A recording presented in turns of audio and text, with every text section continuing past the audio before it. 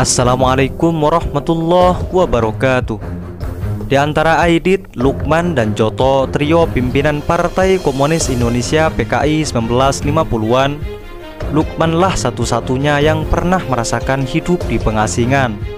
Saat kecil, ia hidup bersama keluarganya di Bovendigul, Papua. Di sanalah ia tumbuh jadi seorang komunis.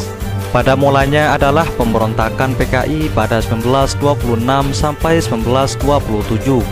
Setelah pemerintahan kolonial Hindia Belanda berhasil mematahkannya, banyak kader yang ditangkap dan dibuang ke Digul.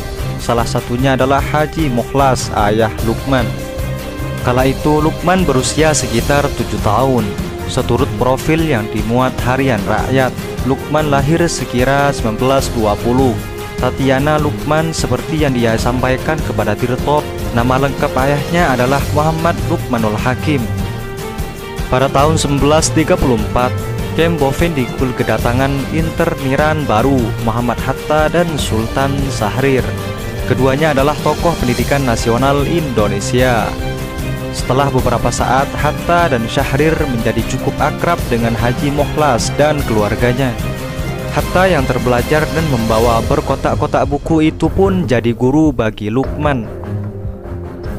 Sedari dini Lukman sudah ikut melawan Belanda. Di umur 16 tahun, ia disebut ikut menentang kebijakan Witwatersrand-Ordonnantie yang melarang sekolah-sekolah tak berizin dan bukan dikelola pemerintah karena dianggap bakal meninggalkan kemampuan masyarakat.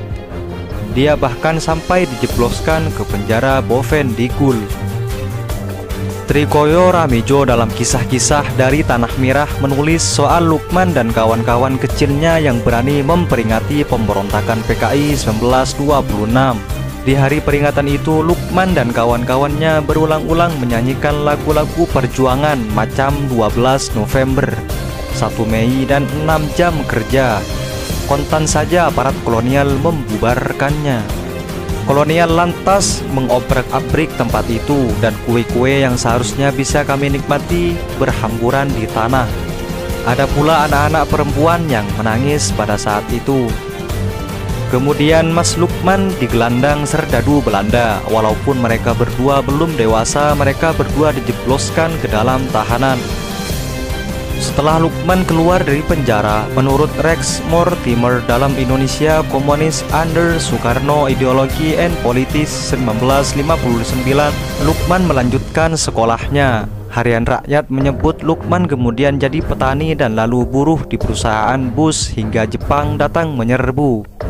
Selama dibebaskan dari penjara, Lukman tak lepas diawasi oleh polisi kolonial. Di zaman pendudukan Jepang, menurut Ben Anderson dalam Revolusi Pemuda 1989, Lukman sempat bekerja di kantor Pusat Tenaga Rakyat, Putra, lalu Jawa Hokokai di bawah Soekarno dan Hatta. Di masa inilah Lukman berkenalan dengan Dipa Nusantara Aidit. Keduanya lalu jadi kawan karib dalam Gerakan Indonesia Merdeka Gerindom, sebuah organisasi bawah tanah anti Jepang. Lukman dan DN Aidit juga aktif dalam gerakan selama masa jelang proklamasi 17 Agustus 1945.